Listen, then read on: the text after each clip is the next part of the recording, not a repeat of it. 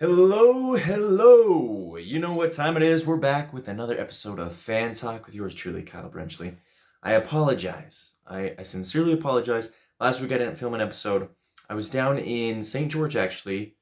I ran the half marathon down there, the St. George Marathon, and I just didn't really have any equipment with me, so I just decided to pass that week. So that means, none of my week 5 picks count, and there's a lot to catch up on. So let's we have a lot to talk about. The MLB postseason has started. We'll talk some baseball. We'll talk football, of course. NBA season starting. A lot of good things. But first, I just want to say, look, a lot of things have changed. I've cut my hair. It had been a year and a half. The last time I had a haircut was February of 2022. And my aunt, she's a retired hairdresser. So I let her, whip out the snippers and give it a little trim. So here you go, new me, new hair, new me, right? And I ran the St. George half marathon. Here's my finisher medal, 13.1 there. First time running half marathon distance. I felt like I did pretty good. I felt like it was a fun race. It was really inspiring. It's really fun. I ran hour 37. So a 7:28 pace the whole way. So pretty good, not bad. Had a good time, and yeah. And also shout out to OU, Oklahoma, taking down Texas in the Red River rivalry. That was a huge game. Let's talk about that here in just a second. But again, if this is your first time listening to the Fan Talk podcast, my name is Kyle Brenchley. I host. You can find this podcast on YouTube, Spotify, and iHeartRadio. I film the podcast and I put it on YouTube. I know a lot of my viewers watch it on YouTube. If you prefer the audio link, it's on Spotify, and I will include both of those in the description of the video, as well as on my Instagram page. Go check it out at KBrenchSports. That's my sports page, or my personal account is at KBrench. Give me a follow on Twitter as well, Kyle Brenchley. Okay. So a lot has happened in the last 2 weeks. I want to start first with some baseball. We're into the playoffs now. Since I didn't film an episode last week, we missed some of the games. We're now down to 8 teams. 8 teams are left. Actually, technically 7 teams are left because the Baltimore Orioles just got swept by the Texas Rangers, who, might I add, is a team that is looking very, very dangerous. Really good pitching from their bullpen. Really good hitting. They are the team to beat, in my opinion, especially coming out of the AL division conference. I mean, the AL League. So currently, as we stand, it's Wednesday afternoon at 4:16. Currently, the Philadelphia Phillies are up 4-1 in the bottom of the third over the Atlanta Braves. The series is currently tied 1-1. And so the division series is best out of 5, so first one to win 3 games, right? So that's been a fun series to watch. The winner of that moves on to the NL League Series. The Astros and the Twins are playing in about an hour. The Astros have a 2-1 lead. If they win tonight, they move on to play the Rangers. If not, then there will be a Game 5 Friday night back in Houston. And then I think the most surprising series, at least in this round, we won't talk about the rounds prior. If you want more information on that, just look it up. But the Dodgers are down 2-0 to the Arizona Diamondbacks. Now, the Diamondbacks almost didn't make the playoffs. They had a really streaky season. They were playing really good. Then they had like an 8 or 9 game losing streak or something towards the end. I remember because I was watching this, I was following the NL playoff race really closely because the Cubs and the Reds and the Marlins and the Diamondbacks were all kind of in there fighting for 2 spots, essentially. But the Diamondbacks have showed up. I mean, they're a good team. Like don't get me wrong. They're a good team. They have good bullpen. They have good hitters, a good young rookie in Corbin Carroll. So, I mean, I'm kind of glad they're beating the Dodgers 2-0. I mean, you see the Dodgers in there every year. You see the Astros there any year. So I'm always rooting for new blood, right? I was rooting for the Orioles. Unfortunately, they got swept by the Rangers. But the Rangers, they're new blood. I think I'll be rooting for them in the next round. I was rooting for the Diamondbacks. I was rooting for the Marlins to do something. Unfortunately, they got swept pretty easy. But yeah, it's been a fun MLB playoffs so far, postseason. I think sometimes it flies under the radar, especially this time of year. The NFL's in full swing, college football's in full swing, NBA preseason has started, hockey, NHL has just started. And so this is truly kind of the best time of the year where every major league is playing right now. Even the WNBA, they're having their finals right now. Las Vegas Aces versus New York Liberty. And then Major League Soccer playoffs are going to start soon. So it's just a good time. And there's a lot of sports to cover. And I can't watch them all because, frankly, I do have a day job. This is literally just, something fun that I do. And I appreciate you guys for watching and or listening. Okay, so next I want to talk about Oklahoma. Dillon Gabriel, quarterback of the Sooners. He's good. He's really, really good. I think the Sooners were just in a transition year last year, honestly. They still kind of had a crappy defense. Dillon Gabriel was new to the offense. Brent Venables, head coach. And so they struggled and they lost a lot of close games. They lost games, that they should have won and ended up going 6-7, their first losing season in, as long as I can remember. And a lot of people were saying, OU's done. They're done. Their reign is over. Their era of good quarterbacks are gone, and they're done. And this year, they started the season unranked, actually. Started the season unranked. And blew out a couple crappy teams, played some close games with Cincinnati and Iowa State. And then they come to this Red River rivalry, and everyone's saying Texas. Texas is having a great year. Let me just say, Texas, they're a really good team. They might even have a better shot of making the college football playoff than Oklahoma. If Oklahoma loses a game, I can see the committee leaning towards Texas, even though Oklahoma beat Texas, just because Texas has had so much hype this year. Quinn Ewers is playing amazing. That team is very good, and I think that they'll probably win out. Could be a rematch in the Big 12 championship. We'll see. But now, after beating Texas, crazy comeback. There was 1 minute and 17 seconds left on the clock. I remember I was watching this game live, and Texas nailed that field goal. They have a great field goal kicker, by the way. His last name is Auburn. Auburn nailed that field goal, and I was like, there it is. It's over. I thought we were done. And then Dillon Gabriel said, not today, goes down the field in, I think it was 4 plays, either 4 or 5 plays, goes down the field, throws a touchdown, wide open in the corner of the end zone, Nick Anderson, touchdown. And in Red River rivalry fashion, OU puts the horns down and takes back the hat. Incredible game of the week, super fun. I loved it. I love a good OU Texas matchup. I'm excited to see what OU does the rest of the season. They're currently ranked number 5, I believe. They moved up to number 5 at this point. So hopefully they can keep their momentum going and make some more splashes in the pond. Okay, next I want to mention something that I've seen on Twitter a lot. And this is mostly because my exposure in my feed includes a lot of Denver Broncos stuff. And currently the Denver Broncos are 1-4. They're not having a great year. They're not doing anything. Fans are upset because it's been like this year after year. And we thought bringing Sean Payton in would fix things, just like how we thought bringing Russell Wilson would fix things. And so there's a lot of issues that still need to be addressed and worked out. And so now we're approaching the trade deadline. The trade deadline is Halloween, October 31st.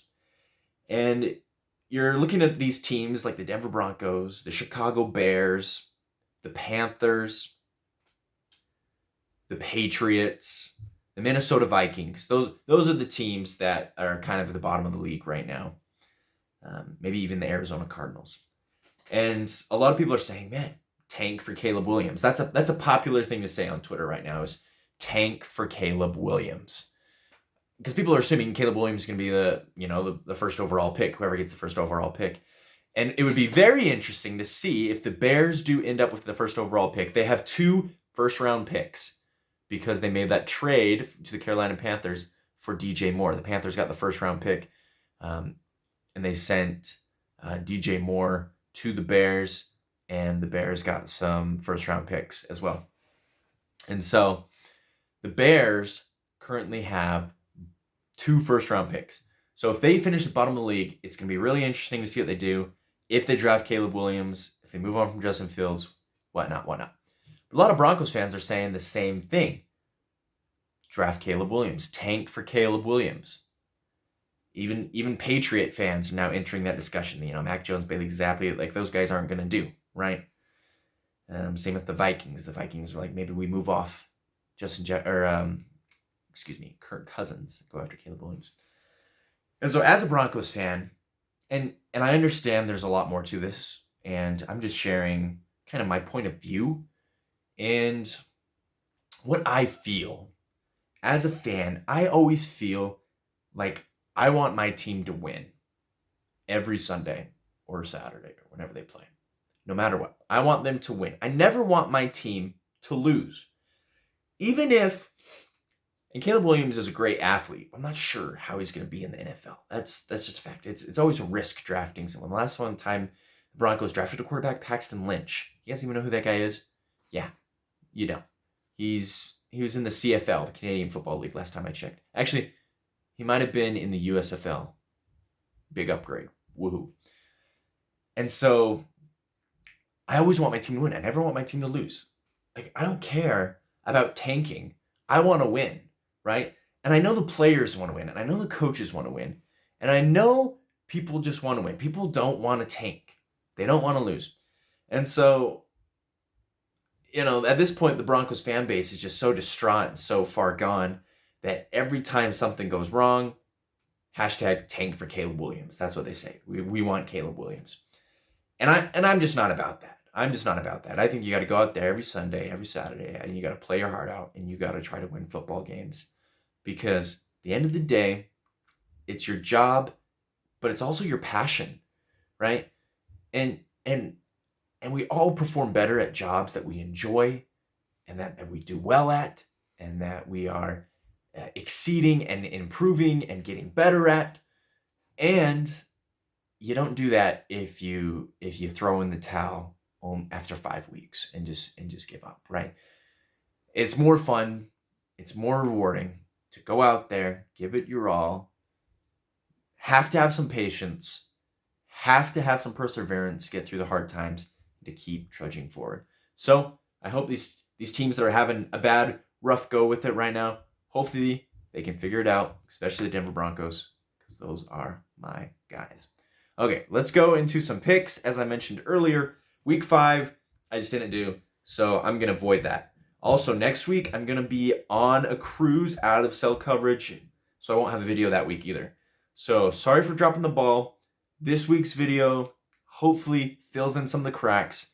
And so we're going to avoid week 5, avoid week 7. But let's go to week 6, some picks. Now, as I was looking over these games, I'm having a hard time picking a winner because a lot of these games, it's tough to say. It really is tough to say. And even without me looking at it, it's tough to predict NFL games because they could go either way. I mean, other than like the 49ers and the Chiefs and maybe the Buffalo Bills, you pretty much know, or you pretty much don't know who's going to win. With those 3 teams, you pretty much know if they're going to win or not. These other teams, it could go either way. So let's start with Thursday Night Football. Speak of the Devils, the Denver Broncos, going to Arrowhead to play the Kansas City Chiefs. Short week for both teams. Broncos have lost 15 straight to the Kansas City Chiefs. The last time they beat the Kansas City Chiefs was actually in Arrowhead back in 2015. I watched that game live. Craziest sequence ever. 24 seconds left. The Chiefs are just going to run out the clock, essentially go to overtime. It's a tie game, 24-24. They hand the ball off to Jamal Charles. He runs, I think it was Todd Davis. I could be wrong, though. One of the linebackers gets his hand in there, pokes it out. The ball's loose. Bradley Roby picks it up, runs it back for a touchdown, and Denver wins that game. Crazy sequence, totally awesome. I was screaming at the TV, losing my mind. That was the last time the Denver Broncos won 8 years ago. They are visiting Arrowhead again, and as much as I want to say the Broncos, really need to get back on the right track. They need to have a get-right game. They need to do everything right, but I don't think that's this week, unfortunately. I think the Chiefs are just obviously a better team. They'll play better. They have the Denver Broncos number. Chiefs, give me the Chiefs. And then we're going to London again, third week in a row for the London series. I kind of like it. And it's cool to see all these fans out there going crazy and loving it. Ravens at Titans. Now, the Ravens are a team where I watch them one week and I'm like, they're a really good team. And I watch them another week and they struggle mightily and only score 10 points against the Steelers and pretty much blow that game. The Steelers had no business winning that game, but their defense is super good. Their special teams are very good. So Ravens at Titans. I like the Titans in this one. I think the Titans, are kind of mid right now, but DeAndre Hopkins is playing well. Derrick Henry can get going. The Ravens are kind of in a rut, and this is a good opportunity for them to get out and get a get-right game and beat the Titans, but I think it's the Titans in this one. Give me Tennessee. Panthers at Dolphins. Give me the Dolphins. Devon Achane, the running back, is out for a couple weeks, but that doesn't matter. The Dolphins win. Panthers go to 0-6. Saints at Texans. I am so impressed with this Texans team. CJ Stroud is playing great. He has the most completions without an interception by a rookie ever. I like the Texans at home. Give me the Texans. Commanders and Falcons. Now, this is one of those games where I'm just really unsure. Could go either way. Both teams are kind of okay. Neither of them are good teams. Neither of them are great. It's in Atlanta. I want to say the Falcons, so I'm going to say the Falcons. I think the Falcons win this one. So, let's see. Colts at Jaguars. Ooh, Jags have the Colts number, even though the Colts beat them earlier in the year. I like the Jaguars. Gardner Minshew has an opportunity to take out his former team in the Jaguars, but I think the Jaguars beat the Colts. Jonathan Taylor slowly coming back. Keep an eye on that. Seahawks at Bengals. Seahawks. I think the Bengals, Joe Burrow, he had that one good game, and then they got blown out, and then they had another good game this week against the Cardinals. It's just, I need some consistency. So I think the Seahawks win this one. I think the Bengals, couple more weeks. They're slowly getting back into it. Give them some time. Give me the Seahawks. Vikings at Bears. Justin Jefferson is going to be out for a couple weeks. So can Kirk Cousins lead the Vikings over the Bears? I think the Bears win this one. This is another game where I'm not sure. Neither team is playing that well. Justin Fields was better. Four touchdowns, played very well in the game against the Commanders. The game's at home, Soldier Field. Give me the Bears. 49ers at Browns. Give me the 49ers. Deshaun Watson probably won't play, so they're going to suit up their backup quarterback there, PJ Walker. Give me the 49ers. Patriots at Raiders. Raiders play good at home. Patriots are a mess right now.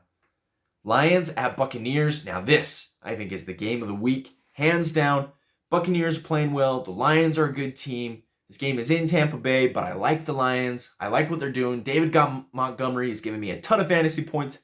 Lion pride. Detroit. Cardinals at Rams. I like the Rams in this one. I love me some Arizona Cardinals, but James Conner's out. I don't even know who their running backs are. I know their names, but I've never heard of them. I think the Rams win this one. Matthew Stafford's playing pretty well. Cooper Kupp's back. Eagles at Jets. Give me the Eagles. Fly, Eagles, fly. Jets got a good win against Denver. I watched that game. The Jets played very good on defense. Didn't really let anything happen. They also had a good run game, but I think the Eagles win this one. Giants at Bills. Sunday Night Football. Woof. Give me the Bills. Giants. Crappy team right now. Cowboys at Chargers. Ooh. This is a tough one. I think the Cowboys bounce back and beat the Chargers. The Chargers just know how to lose. They know how to lose games. It'll be competitive. Herbert will probably sling for 3 touchdowns. Dak Prescott might play mediocre. We'll see. But I think the Cowboys win this one. Take out the Chargers on Monday Night Football. Troy Aikman, Joe Buck, we'll see you. Go watch some baseball. Go watch the previous videos. I'm going to go on a cruise, so I won't be here next week. But But thank you so much for listening to Fan Talk by me, Kyle Brenchley. You can find this on Spotify, iHeartRadio, and most importantly, YouTube. Go give me a follow, and thank you guys so much for listening. Please share with your friends, and have a fantastic hump day!